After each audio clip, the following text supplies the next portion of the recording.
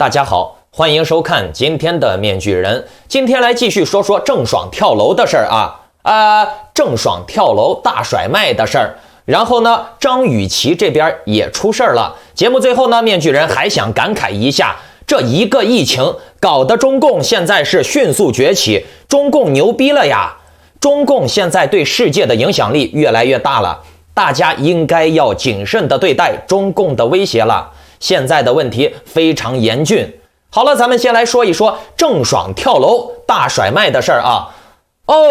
对，先来讲一个插曲吧。继郑爽代孕之后，无独有偶，张雨绮也被爆出来疑似代孕。来看图啊，张雨绮也是美国代孕龙凤胎，还拿着孩子要挟前夫给几千万，还在复合期出轨。这种打过、骂过、拿刀捅过、家暴过，几乎每一任男友、老公的人渣是怎么给自己洗干净的？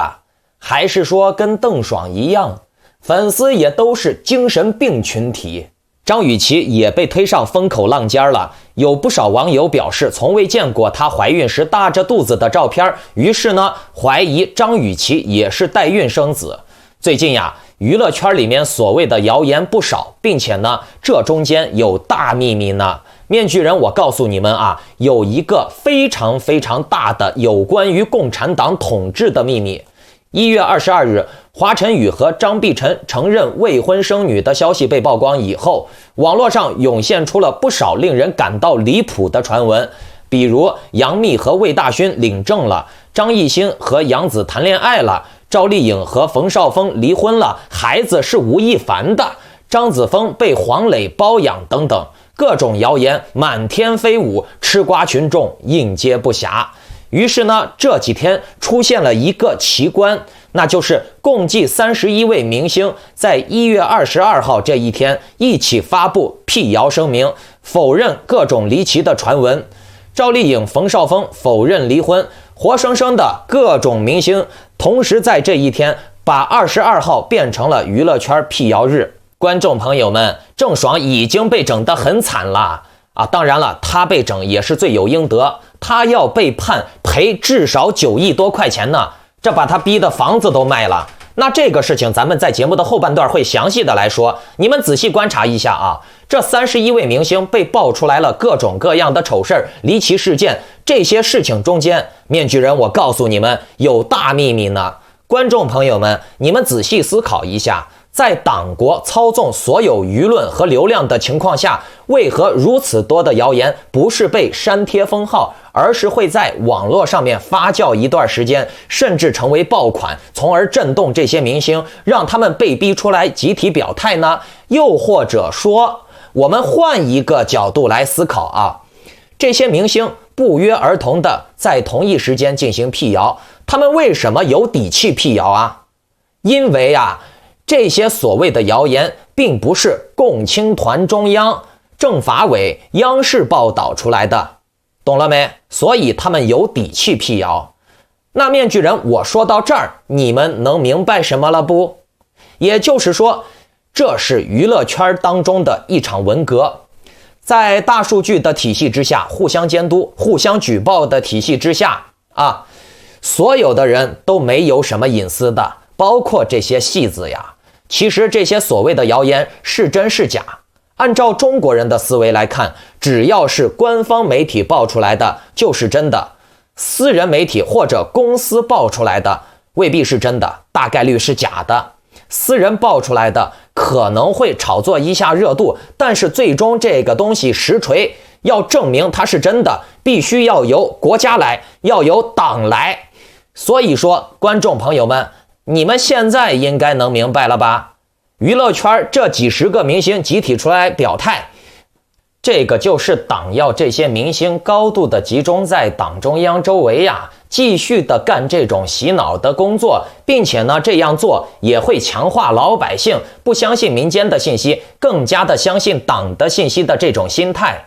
因为党可以允许这些民间的谣言进行发酵，但是最终实锤的权利在党，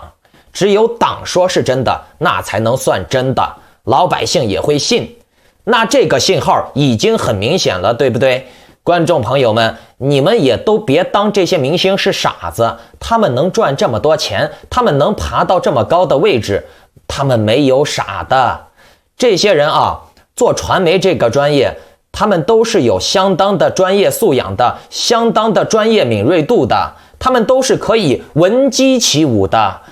所有的明星啊，能在这个位置上混下去的，他都是要会揣摩上意的，并且呢，这种权贵圈的人，他们都是要知道领导心里面想什么的，所以呢，这些明星才会不约而同的进行集体表态，不听党的话，下场就是被实锤你的谣言，党抛弃你，人民唾弃你，而你最终呢，身败名裂，钱也不会有，一无所有。其实呀，你说这些人有没有做过那么多的恶劣的事情呢？那面具人，我告诉你啊，永远不要把这些人，尤其是权贵啊，把他们想得太好。人呐，都是越有钱越冷漠，甚至越有钱的人越冷血。那这个心理因素，面具人在前几天的节目已经讲过，你们可以回去补习一下啊。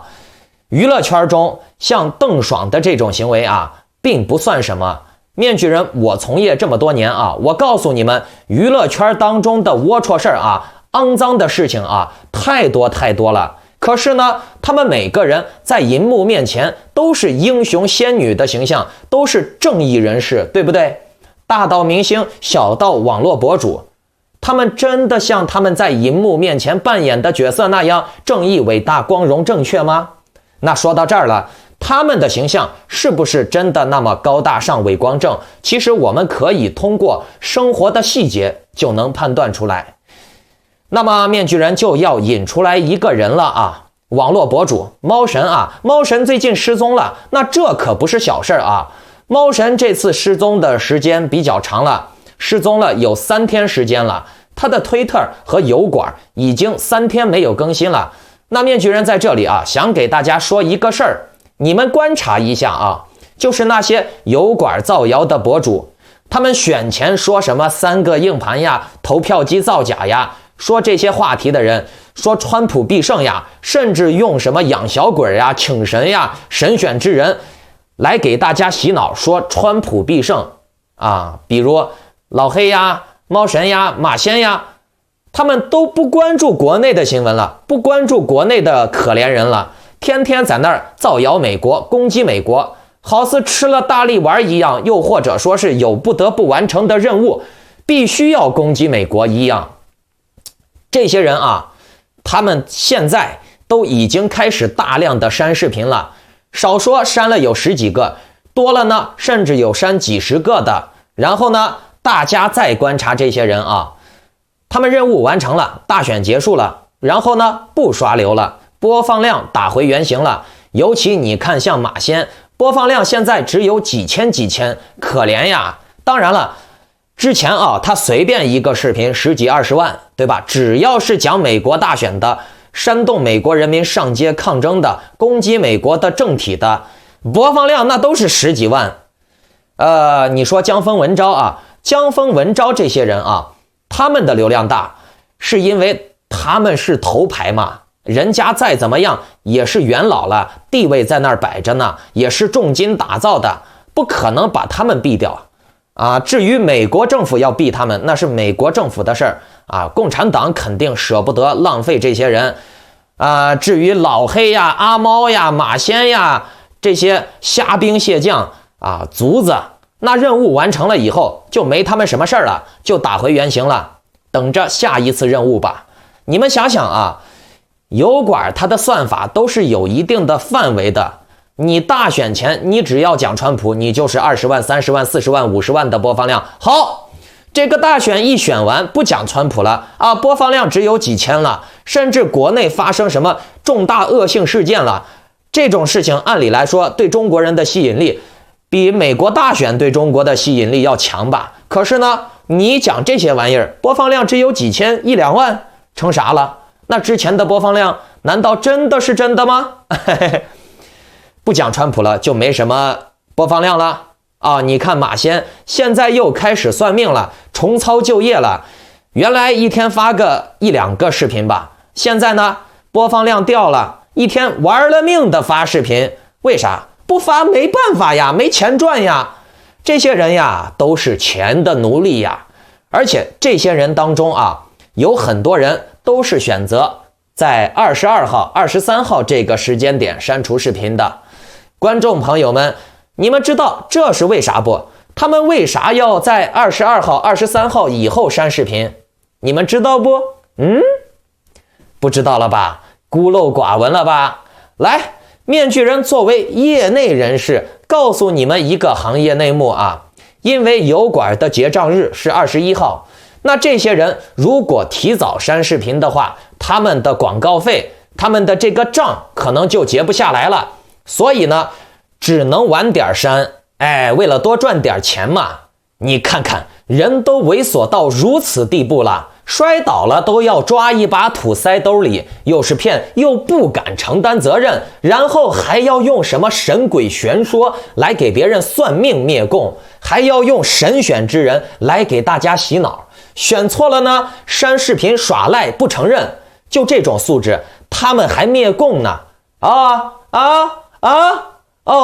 对，是这个道理，他们确实在灭供，灭供只是缩写，他们灭的是共产党治理下人民口袋里面的钱。反共人民口袋里面的钱被骗走了以后，对共产党的威胁就更小了，是不是？又或者说，一群傻屌天天沉迷于求神拜佛，迷信鬼神，对自己的命运没有主宰能力的人，这样的蠢货共产党当然喜欢啦，因为这种蠢货好管理嘛，随便编个谎言阴谋论就能把他们圈住，他们不会思考的，知道吗？面对一群不会思考的傻子，我共产党自然可以高枕无忧，对不对？那在维稳这方面来看，马先、猫神、老黑这种宣扬反智主义的阴谋论的大师，那都是功臣呀，对不对？统治者的心思能像这些底层平民想的那样非黑即白吗？共产党要是傻子、白痴、弱智，那美国明天就灭共了。全世界就是这么简单的，像你脑子这样思考的那么简单，共产党怎么可能把14亿人治理得如此顺从呢？咱们就拿郭文贵来说，网络建国，手底下也就管理了几千人，最多几万人吧。那你看郭文贵他傻不傻？对不对？不傻吧？没几个人能搞掉他吧？是不是？你连郭文贵都惹不起，你还惹共产党啊？郭文贵都如此聪明了管理几万人的小领导都如此聪明，更别说管理14亿人的泱泱大国的领导，他得聪明到什么地步？你天天还要说他是傻子，他是傻子，为啥他能坐这个位置？你是聪明人，你为啥连买包好烟都买不起？你想想啊，这个治理人口，包括国际政治，牵扯到了金融、文化、教育、科技各方各面。你整天说你要反共，但是你想一下，你跟那些统治者在治理和思维上面都不是一个层次上的，你怎么能和他对抗？你怎么反他？完完全全就是统治者单方面的碾压你，对不对？你更别说是统治者了，你连共产党底下的这些走卒、马仔、小外宣、大外宣，你连他们的骗术都识不破，你还想识破共产党的骗术？你不是做梦的吗？对不对？有些时候呀，你要看清现实，你才能顺着现实一路往高走，并不是说你自己骗自己，自我麻痹，对不对？你跟共产党的治理都不在一个层面上，你怎么反他？对不对？所以说智商不够，想要反共，你连准备工作都没有做好，你还怎么反共？你路都不会走就想跑想飞，你不被坑谁被坑呀？对不对？你看像猫神呀、老黑呀、马仙呀，这些人牛逼吹完了，韭菜割完了，屁股一拍，把视频一删，摇身一变继续当他的民主战神，那他撒过的谎、造过的谣也会随着视频的被删掉而石沉大海、烟消云散了。虽然说这些人造谣撒谎，甚至煽动美国的内战，煽动美国暴力这些东西已经触犯了美国的法律了，可是对这些韭菜渔民脑子来说啊，这些人的脑子就是鱼脑子啊。你对他们犯下再罪恶的事情，撒过再不可饶恕的谎，过几天这些韭菜们的脑子就会忘得一干二净，就跟没发生过一样。但是呢，美国政府的这些行政部门可是不会放过这些人的。你们想过没有？言论自由啊，美国有言论自由，所有的人都可以来美国造谣，煽动美国内战，煽动美国人民拿起枪上街革命，推翻选举，推翻政府，甚至造谣说美国的法院是假的，美国被共产党统治了。那如果说谁都可以这么在美国这样搞，那美国还不得完蛋呀？美国还不会天下大乱呀？猫神已经3天没有更新了，网上有传言说猫神被神秘人闯入家中把他带走了。那面具人，我给你们说啊，这种事儿大概率是假的。如果说猫神在家里面被别人能闯入进去带走了，那这个网友怎么可能会知道呢？对不对？要被带走，那杀手呀、刺客呀也会做得干净利落，把他一块带走，或者直接把他干掉，对不对？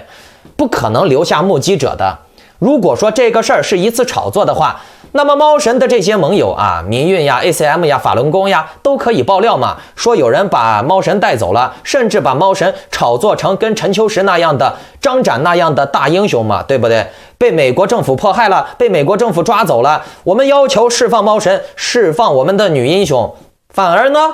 我们看到网上没有任何的炒作，也没有任何说提前预告啊，猫神就这样消失了3天。同样啊，你们看好了，江峰大师啊也消失了3天。哎呀，说到江峰消失的事儿啊，面具人我就感慨，每次面具人我说江峰跑路了，江峰被抓了，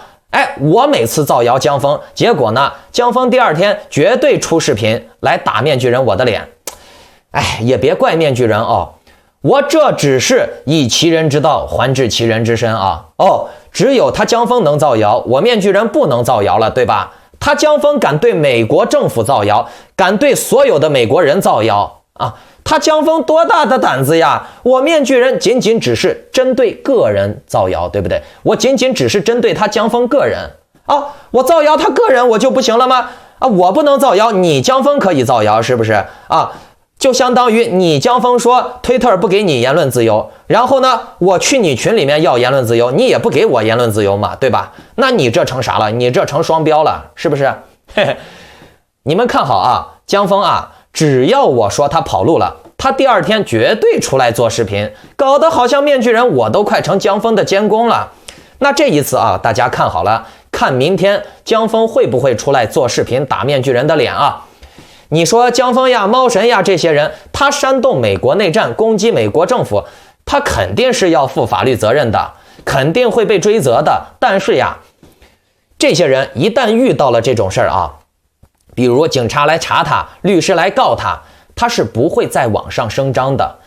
因为这样子做对他个人非常的不利。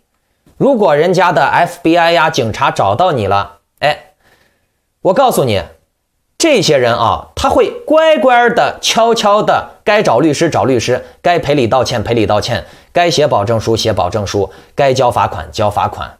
他们会服从的跟个小猫一样，人家让你干什么你就干什么，懂了没？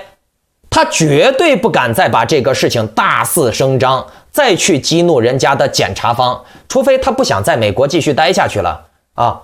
你不配合是吧？你硬刚到底是不是？好，你是民主战神啊，对吧？他们就摇身继续一变呀，来跟美国的政府，跟美国的这个真正的警察正面对峙，硬碰硬一下试试，继续在网上传播。我被美国政府迫害了，美国政府加害于我，美国政府剥夺了我的人身自由，剥夺了我的言论自由。我告诉你，这些人被警察1对1盯上了，他们绝对不敢顶的，他们绝对不敢闹事儿的，知道不？因为他们知道后果很严重，他们会非常非常的服从配合调查的，甚至他们会卖友求荣，把自己周围的牵扯到这个事情的人都卖出来，换取自己从轻发落。他们是绝对没有胆子和美国的检察方 FBI 警察正面对刚的，他们绝对没有这个胆子，他们会非常非常的配合调查。大家看啊，姜峰和猫神他们每次停更的时间节点都是一模一样的，同时停更。当然了，猫神投了法轮功，这个也是很明显的，因为他猫神用的稿子都是大纪元的，甚至有时候呀是原封不动的就扒过来念的。面具人，我个人认为啊，猫神的消失可能是因为最近播放量降低了，没有组织刷流嘛，赚钱赚得少了。前段时间呢，打鸡血般的不停的造谣美国政府，最近呢钱反正赚得少了啊，不用天天出视频了，给自己放个假休息休息啊。他猫神前段时间也赚够了啊，最近放个假，这是一种可能。那还有一种可能呢，就是猫神想要跳船了，他最近啊在研究怎么从这个船上面跳下来，毕竟嘛，他接下来要面临很多风险的。尤其是像猫神，他的真名呀、他的住址呀、他的年龄呀都被曝光过，那人都被曝光过，那人家要调查他很容易的。姜峰其实也很容易被调查，因为姜峰太猛了，这次造谣的主力军嘛，影响力他是最大的。你看好啊，在国会山想要查别人啊，都不需要知道你叫啥，你住哪儿，只要有你的照片、人脸识别，就直接能把你查出来了，对吧？那说到这儿，肯定又会有这些民主特务造谣说，哦，中共搞人脸识别抓人，你美国也搞人脸识别抓人。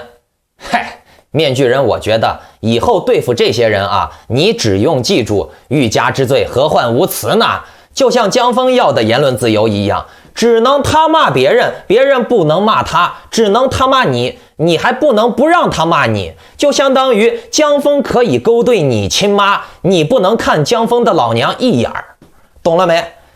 姜峰不让推特封他的号，但是姜峰可以骂推特，可以骂美国政府，就相当于你去姜峰的推特下面你骂姜峰，姜峰可以封你的，但是推特不能封他姜峰的啊，只能姜峰骂别人，别人不能骂姜峰，而且别人还要听着姜峰骂，必须被他骂，懂了没？姜峰要的这不是言论自由了，这要的是无上的这个帝王权力啊，就跟古代的皇帝一样，皇帝骂老百姓，谁敢反驳？反驳了把你全家满门抄斩，对不对？这就是姜峰。嘿嘿，你们看看嘛，这些游行啊，上街闹事儿，打砸抢，都闹出人命了，把警察都打死了，你还不抓他啊？就像这个菜刀一样，他们所谓的言论自由啊，就像菜刀，这个菜刀能切菜也能砍人呀，对不对？菜刀在厨子手里面就是能切菜的，能做出美味的佳肴的必备之品。但是面具人，我觉得菜刀在这些民运手里面绝对是用来砍人的。继续说猫神啊，还有一种情况就是猫神很有可能在跟姜峰这些人开会做战略调整，研究接下来的路该怎么走，所以呢停更个2-3天是很正常的，这些可能都有。但是面具人，我奉劝大家啊，做人啊要对自己的良心问心无愧，不要做那种敢做又不敢当，还要把钱赚了还要把人害了的事儿。好了，来说咱们今天的主要话题啊，那就是郑爽跳楼大甩卖。近日，导演周国刚爆料称，从2018年以来，郑爽一连接下了10部电视剧，10几家代言，目前待播的就有4部，其中2部他本人的片酬就高达了1个亿。不得不说，作为一个一线花旦，郑爽这些年的捞金能力堪比一个大型企业呀。当然，之前有多风光，现在就有多落魄。郑爽爆出来代孕弃养的这个事情之后，她的卑劣和她的道德低下，以及她的整个家庭如此的无情，戳破了整个社会的道德底线，引起了众怒。然后呢，已经烂成这个样子了，郑爽肯定会被这个市场排斥淘汰的啦。那她接过的这些片子，接过的这些广告代言商品都会被抵制，从而呢给庄家、甲方这些公司带来巨额的损失。那这方面的损失就要由郑爽来承担，所以呢，郑爽面临着巨额赔偿的下场。1月22日晚，导演周国刚在个人社交账号上发了一段视频，称郑爽所面临的赔款绝不仅仅是网上所传的2个亿，而是一个天文数字。郑爽目前有4部待播剧，分别是主演的《绝密者》、《翡翠恋人》、《只为今生念苍冥》以及客串的《刘老根4》，其中有2部戏都是在限薪令之前拍的，郑爽的片酬就高达1亿元。导演表示，保守估计每部戏的成本2亿，根据劣迹艺人包赔损失的条款，4部戏郑爽总共要赔8亿元。导演还算了算郑爽手上的品牌代言，12个品牌的代言，按照1个品牌代言赔1000万算，总共就是 1.2个亿。如此算来，光是电视剧和品牌代言，郑爽就要面临 9.2亿元的赔款。不仅如此，周国刚还称，郑爽所涉及的电影、电视剧、综艺还有书籍等全部都会被下架，那么所有这些产品的版权方都会向郑爽索赔。那这就远不止 9.2亿了，那将是一个天文数字，换算成黄金也要好几吨呢，那真的是金山也要赔进去了。前不久呢，刚官宣郑爽成为代言人的某国际大牌股价暴跌，随后呢便悄悄删掉了他为该品牌发的宣传动态，并删除了多条代言的宣传，清空了关注列表。除了该大牌之外，曾经和郑爽互相转发、互相互动过的时尚芭莎、上海民警等官方账号也纷纷删除了有关郑爽的动态，以至于郑爽的首页一度都充斥着抱歉，此动态已经被作者删除的显示。当然了，没过多久，郑爽也都悄悄删除了这些转发，但是此举并未能够缓解尴尬，更是坐实了他和这些品牌合作方关系破裂这么一个事儿。时尚芭莎的现任主编魏田更是在18日晚上发文，一字一字地写下过于可怕，之后呢便取关了郑爽，疑似批判郑爽。电视剧方面呢，刘老根4删除了之前所有与郑爽相关的物料，还有消息称该剧将剪掉所有郑爽客串的戏份。本来原定2021年第1季度播出的《只为今生》面临撤档，和佟大为合作的《绝密者》同样也传出撤档的消息。有意思的是，这部剧已经是第2次被撤档了，上一次据说是因为赵立新，而已经被压了4年的《翡翠恋人》更是遥遥无期，大概是迫于经济压力啊。你看郑爽要赔这么多的钱，于是呢1月22日有网友爆料，郑爽要出售她刚入手的 1.5 亿的豪宅，直接降价2000万 1.3 亿就卖，很快就成交了。那这个事情对房地产市场来说也会产生一个不小的冲击的，也算是一个标杆性的事件了，会带动周边的一直向周边的周边进行辐射啊，整体都可能会出现房价的一些轻微震荡。那并且呢，这些土豪的世界啊，咱们不懂，卖房子几亿，上下几千万啊，上下这几千万都是咱们普通人啊挣几辈子也挣不到的这么多的钱呀。你说人嘛，他能住多大个房子嘛，对不对？你有钱买这么多的房子，为什么不把钱拿出来去帮助那些更需要帮助的人呢？比如你看吴华燕，比如那个抹茶，如果他是真的话啊，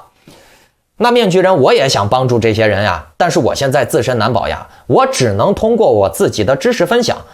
通过我自己对文宣、传媒专业的还有心理学专业的知识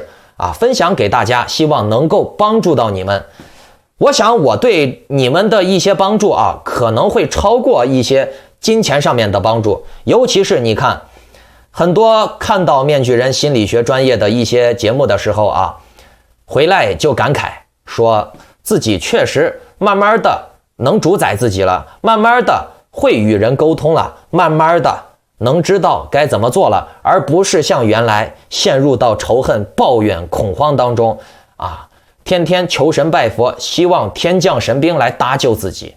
那你觉得这些东西是钱能买到的吗？对不对？当然了，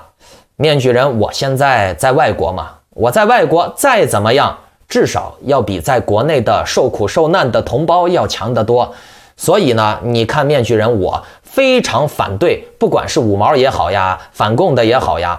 不要歧视他们他们生在哪里，他们并没有办法选择，生下来就被洗脑，对不对？咱们尽量能帮他们改变命运，那咱们就改变，改变不了呢，那也是他自己的命，他自己的选择啊，我们也只能祝福他啊。那么看完郑爽这个事情啊，我面具人啊也觉得真的是惨啊。当然了，这个郑爽啊也是罪有应得，哎，但是社会底层看到郑爽的这种事情，哎，大家肯定都是拍手叫好的，惩罚的好啊，该死啊。当然了，为什么拍手叫好啊？可能有些人进行了深度的思考，也有可能呢一些人是单纯的就是抱着这种打土豪分田地的心态，只要富人落难了他就爽，对吧？其实呀，郑爽这个事情只是一个开端，就类似于在娱乐圈里面掀起一场文革，因为所有的人啊，他都没有把握，哎，不被共产党拉清单嘛，是不是？咱们这些看客啊，也产生了一个误区，就是都没有把问题的核心找到啊，而是在指责郑爽的这个行为，不去思考产生这种行为的成因。中国人的道德败坏不是一个两个人，它是一个群体现象，大到郑爽这种大明星，小到你像老黑呀、猫神呀、马仙呀这种网络骗子，对不对？他们都是坏人呀，啊，干的事儿啊一个比一个龌龊，他们这些人没区别，他们做的事情一个比一个龌龊，并且呢他们都在舞台上，每个人还把自己展示得跟个圣人一样，是不是？那这是什么原因导致的呢？啊，郑爽弃养，那这些人呢给了别人希望，又把他亲手毁灭。比如说马仙、老黑，天天给你说川普要赢了，川普有大招，奥巴马被抓了，希拉里坐牢了，做了没？除了煽动你的仇恨，让你浪费了时间，浪费了希望，虚度了人生，你得到了什么？然后你花钱给他算命，算了命了以后呢，有几个发生了？他连总统是谁都算不到，这么简单的一个政治判断他都做不到，还能判断你接下来几年的命运？可笑不？当然了，给你打点鸡血，让你当下缓解一下痛苦啊，就跟抽大烟一样爽，是吧？当时一口抽下去，哎呀，人这个飘飘欲仙的，是不？你们该仔细思考一下了，要活成什么样子？好了，来讲最后一个话题啊，那就是中国现在牛逼了。中国成为2020年外国直接投资最多的国家，这为中国的经济带来了1630亿美元的营收。作为第一的美国，外国的直接投资金额则大幅缩水。联合国贸易和发展会议1月24日发布的投资趋势监测中提到，中国的外国直接投资量为1630亿美元的流入量，而美国仅有1340亿美元的流入量。中国在2020年超越美国，成为了外国直接投资额最多的国家。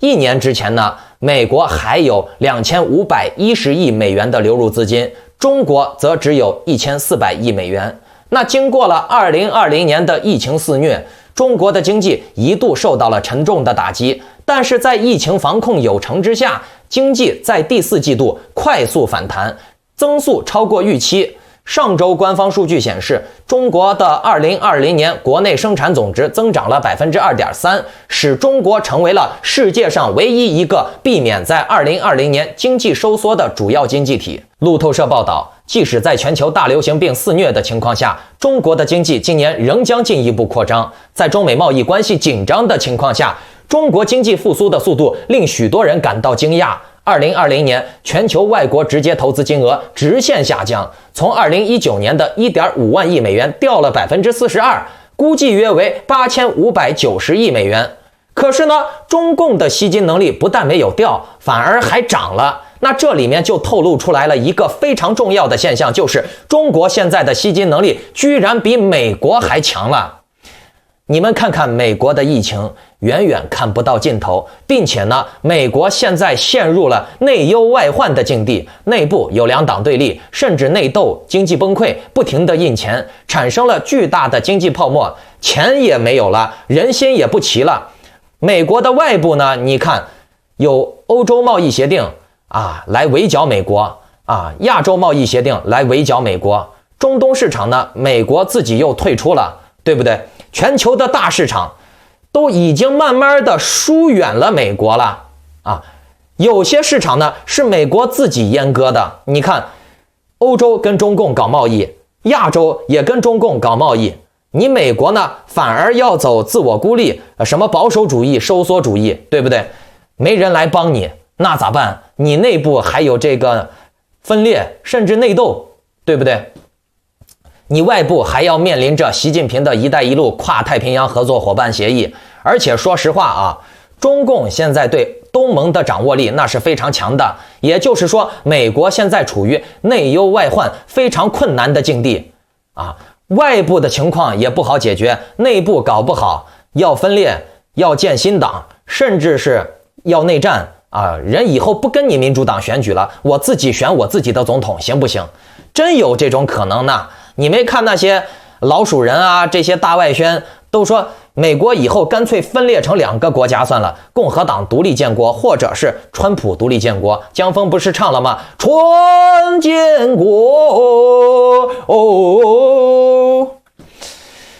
哎，观众朋友们，你们现在不好好的认清美国现在面临的问题，你反而在一路的鼓吹美国，捧杀美国，然后呢再去说中共不行，中共傻子，中共白痴，中共没有威胁，你这到底是什么居心啊？讲完了这些数据，面具人，我想说啊，你们真的应该清醒一下了。翻墙这么多年了，听了这么多的预言也好，阴谋论也好，打鸡血也好，结果是什么？美国越来越衰落，中共越来越强。美国天天要灭中共，结果美国越灭自己越弱。中共天天要死了，要完蛋了，结果中共反而越来越强，这已经是一个事实了，定论了，大家也都能看在眼里啊，这就是事实现象，你不承认不行。那么造成这种结果的原因是什么？这中间有没有什么地方搞错了？面具人，我个人的总结啊，就是自大。我们仔细看看啊，中共在面对任何对手的时候，他是绝对不会轻敌的，哪怕对手是一只蚂蚁，他都会用极其残忍，甚至是万无一失的办法，把这个蚂蚁对手给消灭掉啊，肉体至少要消灭掉，名声上也要把它搞臭掉，不留一点活口。我们看当年的中华民国，再看现在的美国，他们在对阵初期的中国的时候，那都是有绝对的优势的。